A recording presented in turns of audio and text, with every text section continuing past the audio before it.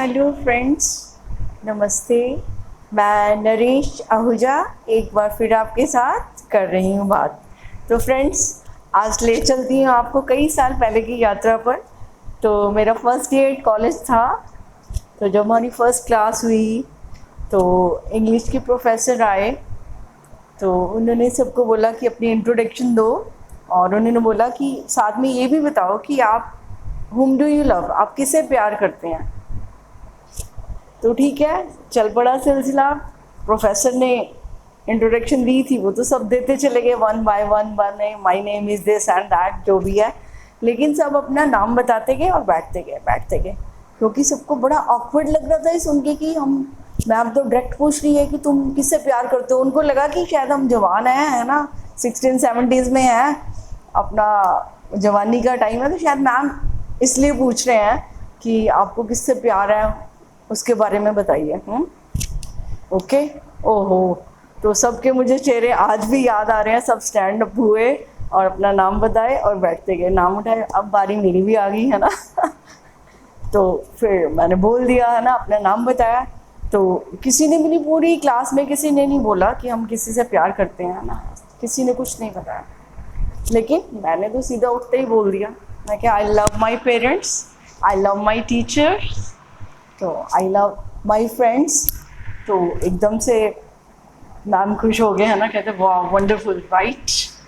सो उस समय से लेकर आज तक का भी जो मैं समय देख रही हूँ, चाहे हम फेसबुक पे हैं, तो मैं ये देखती हूँ कि मेरे और भी एक्सपीरियंस में एक बात आई, जिसलिए मैं आपसे ही अपनी शेयरिंग कर रही हूँ कि मेरी आदत है शुरू से ही, बचपन से ही, क्योंकि ये परमात्मा की कृपा ही है कि जब मेरा जन्म हुआ तो हमारे घर से ही सत्संग चल रहा था। तो जब आंखें खुली और उसके बाद भी कॉन्टीन्यूसली सालों साल तक, तो हमेशा हमें सब चारों तरफ से सबका संग मिलता रहा, जबकि कोई रिश्तेदार नहीं थे हमारे। रिश्तेदार तो चंद रिश्तेदार ही होते हैं, 10, 20, 50, ठीक है, तो वो थे एक, है ना। लेकिन बाकी भी जो अनुभव में आया, गली मोहल्ले वालों का जो प्यार था, जो सत्संग वालों का प्यार था, जिनसे एक कोई खून का कोई रिश्ता नहीं था, लेकिन एक प्यार का रिश्ता था। और उस प्यार ने मुझे इतना, मतलब, अनुभव दे दिया कि एकदम जब मैं कॉलेज पहुंची तो मेरे अनुभव में था कि हाँ, हम तो सबको प्यार करते हैं, हम तो सबको प्यार करते हैं, क्योंकि मुझे प्यार का अनुभव हुआ था। मेरी जो सोच है वो लिमिटेड नहीं रह गई थी। अगर हो सकता है मुझे इतने सारे लोग नहीं मिलते, सत्संग के लोग नहीं मिलते, तो मुझे भी ये अनुभव में ना आता। तो हमने तो बस प्यार का, उस समय भी देखती हूँ, आज भी देखती हूँ, ओहो, मुझे भी किसी ने बोला कि आप ज़्यादा ही प्यार प्यार करती हो, है ना, सबको ऐसे मत कहा करो। मैंने कहा क्यों, क्या हो गया, कोई प्यार कोई बुरी चीज़ है? कहते नहीं नहीं, लोग इसका मीनिंग नहीं समझ पाते, फिर उसको अदरवाइज ले जाते हैं। मैंने कहा अच्छा, चलो कोई लेगा तो देख लेंगे, है ना। तो मेरा ऐसे अनुभव में भी आया, रिसेंटली भी मैंने देखा, तो मुझे कईयों को पूछना भी पड़ा, बल्कि एक्सप्लेन भी करना पड़ा। मैंने सेड की tell me please, what do you mean by love, what do you understand by love, कि लव होता क्या है, प्यार होता क्या है। तो हमारे जो मन में वो धारणा बनी हुई है ना, एक प्यार का मतलब गर्लफ्रेंड बॉयफ्रेंड, है ना, वुमेन मैन रिलेशनशिप, बस हमारा प्यार यहीं तक है। और वो प्यार भी नहीं है देखा जाए तो, वो तो एक संबंध हमने बनाया हुआ है अपनी ज़रूरतों के हिसाब से। तो क्योंकि हम उसको प्यार से नहीं निभाएंगे तो फिर वो संबंध तो बिगड़ भी जाएगा, तो उसकी ज़रूरत भी है। तो हमने लेकिन अपनी ज़रूरत को सीमित कर लिया है, जबकि प्यार जो है वो तो एक ऐसा, मतलब, परमात्मा का दिया हुआ हमें तोहफा ही है, उपहार ही है, गुण है हमारे अंदर, हमारे इनसाइड है ये सब, है ना, कि कहीं इससे लाना भी नहीं पड़ता हमें। जब भी हम जिसको चाहें आप अभी अनुभव कर लीजिए, किसी के प्रति प्यार से सोच सकते हैं आप, आपका अधिकार है पूरा, किसी ने नहीं रोका। वो कि ये आप पर है कि आप किससे प्यार, किसी से नफरत नहीं करते, तो है ना, तो वो ब्लॉक जरूर हो जाएगा। अदरवाइज अगर आप बिल्कुल माइंड को अपना यूज़ नहीं करें, बिल्कुल न्यूट्रल होके देखें, तो आप किसी से भी प्रेम कर सकते हैं, कोई भी आपको अच्छा लग सकता है। और इसमें कोई ज़रूरी नहीं है कि, है ना, कि जैसे भी कोई मीनिंग है कि नहीं, मैन वुमेन। अब एक बच्चा अपनी माँ से प्यार करता है, कितना पवित्र है, एक स्टूडेंट अपने टीचर से प्यार करता है, कितना पवित्र है। तो कोई ब्लड रिलेशन तो एक, चलो परमात्मा ने हमें जिस परिवार में डाला है बहुत खूब है, बहुत अच्छा है ना, वो सबसे पहले आ जाते हैं।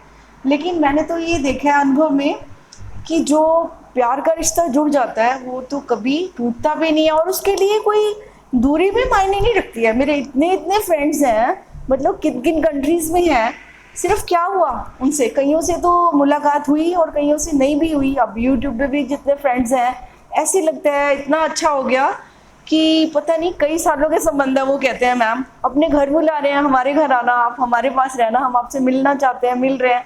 तो अभी कोविड की वजह से मुलाकातें तो नहीं हुई, लेकिन प्रोमिसेस तो हो ही रहे हैं मिलने के कि हाँ नहीं आप नहीं आओगे तो हम आ जाएंगे आपको लेने के लिए। तो ये सब क्या है, ना जान ना पहचान, अचानक से मिले है ना, लेकिन एक दूसरे को प्यार किया। प्यार का मतलब रिस्पेक्ट किया दूसरे को, जैसे भी कोई है ना, ये देखा वो मैन है, वुमेन है, गर्ल है, बॉय है, छोटा है कि बड़ा है, ना एज देखी, ना जेंडर देखा, ना देश देखा, ना विदेश देखा। तो क्या हुआ, तो प्यार तो कितनी बड़ी ताकत है हम सबके पास, जो कि हमें रिलेट करता है। Love is not a relationship, ये रिलेशनशिप नहीं है कि वो वुमेन है मैन है, चलो भी चलो देखते हैं करते हैं ना। लोग इसी में ही आगे दूसरे को भी गलत समझ बैठते हैं, क्योंकि जो ओपन माइंडेड होता है मेरे जैसा है ना, लविंग नेचर का होता है, वो तो सबको वैसे दिल खोल के मिलता है ना, और बात भी खोल के करता है। तो उसको होता है वो देखना देखना, ओ हो जो लिमिटेड होते हैं, नैरो माइंडेड होते हैं, वो उनको बड़ी परेशानी और हैरानी हो जाती है, ये कैसे ऐसे थोड़ा होता है जी। वो कंडीशनिंग जैसे सोशल कंडीशनिंग इंसान की होती है, तो शुक्र है कि हमारी कंडीशनिंग ऐसी नहीं हुई, परमात्मा ने ऐसे अवसर दिए कि हर इंसान से ना ऊंच देखी, ना नीच देखी, ना जात देखी, ना पात देखी, ऐसा कुछ भी नहीं देखा, और सारे ही फ्रेंड्स बन गए। और वो जो बचपन से ही लेकर ये जो कंडीशनिंग हुई है ना, जो समझ आई, और जो कंडीशनिंग के बाद जो अनुभव में आया, जो प्रेम मिला इतना, तो वो बढ़ता ही चला गया। तो जब कोई चीज़ सुखदाई हो जाती है, मिल जाती है ना, तो कौन उसको नहीं चाहेगा बढ़ाना। जब कोई छोटा सा हम बिजनेस भी करते हैं ना, वो बढ़ने लगता है तो हम कहते हैं और बढ़ाते हैं इसको, कि हमारे अनुभव से वो और बढ़ता है। तो प्रेम तो एक जीवन का, हमारे जीवन का रस भी नहीं कहना चाहिए, मैं तो कहूँगी जीवन है हमारा, इसके बिना जीवन तो है नहीं, ये जीवन का हमारा मूल है, जिससे हमारे सारे रिश्ते जुड़ते हैं, है ना। और अगर वो रिश्तों में प्रेम नहीं होता, वो सब बिखर जाते हैं। तो प्रेम तो किसी से भी हमें संबंधित कर देता है, ये हमें रिलेट करता है दूसरे से, है ना, प्रोवाइडेड हमारा हृदय जो है शुद्ध है ना, वो प्रेम किसी से करना चाहता है। और फिर अगर कोई नहीं भी करता, मान लो, क्योंकि जरूरी नहीं है, मैंने ये भी अनुभव में किया कि हम किसी से प्रेम करते हैं तो वो उसका आंसर उसी रूप में देगा, क्योंकि जैसे उसकी कंडीशनिंग है, जैसे उसकी सोच है, उसने हमारे साथ वैसे ही व्यवहार करना है। उसने हमें भी गलत समझ लेना है कि ये ज़्यादा ही बनते हैं कुछ, है ना, तो कोई बात नहीं, मुझे अपने पर ही ध्यान देना है। कोई कैसे समझे ये तो, ये उनकी जीवन है, उनकी जिम्मेवारी, उनकी समझ है, उससे मुझे फर्क नहीं पड़ना चाहिए। तो प्यार को प्यार ही रहने दो, कोई नाम ना दो, ये तो वो खामोशी है जो चुपचाप कहा सुनती है ना, सुना हुआ है ना गाना। तो आप इसके द्वारा किसी से भी कनेक्ट हो सकते हैं और दिल में इतनी खुशी महसूस कर सकते हैं कि देखो वो मेरा ट्रू फ्रेंड है। ट्रू फ्रेंड ट्रू कब होता है, जब वहाँ पर प्रेम होता है। और प्रेम क्या, जो स्वार्थ का गुलाम नहीं होता, उसमें स्वार्थ बिल्कुल नहीं आता, क्योंकि स्वार्थ आते ही तो उसका स्वरूप बदल जाता है। वो तो फिर भाई वो कहते हैं ना, जैसे कि उसने लेन देन, प्यार कोई व्यापार नहीं है, लेन देन नहीं है कि उसने मुझे इतना दिया और मैंने उसको नहीं दिया सगन में इतना, तो जी बस ये तो सही नहीं हुआ जी। और जहाँ जहाँ भी आप खुद अपने अंदर झांक के देख लीजिए, जहाँ जहाँ भी स्वार्थ आया, हमारा माइंड आया, हमने किसी को जज किया, वहीं वहीं प्रेम में बाधा आई, हमारा प्रेम ब्लॉक हुआ, उसका जो नेचुरल फ्लो है वो नहीं रह पाया। तो अगर हम चाहते हैं कि ये नेचुरल फ्लो आता रहे और कभी ना रुके, तो उसके लिए अपने माइंड की गेम खेलना बंद करें, हम इसको विराम दें, विश्राम दें, इससे जो काम लेना खूब काम लें, इसको अच्छी सोच दें ना, कुछ अच्छा काम करने के लिए दे दें, है ना।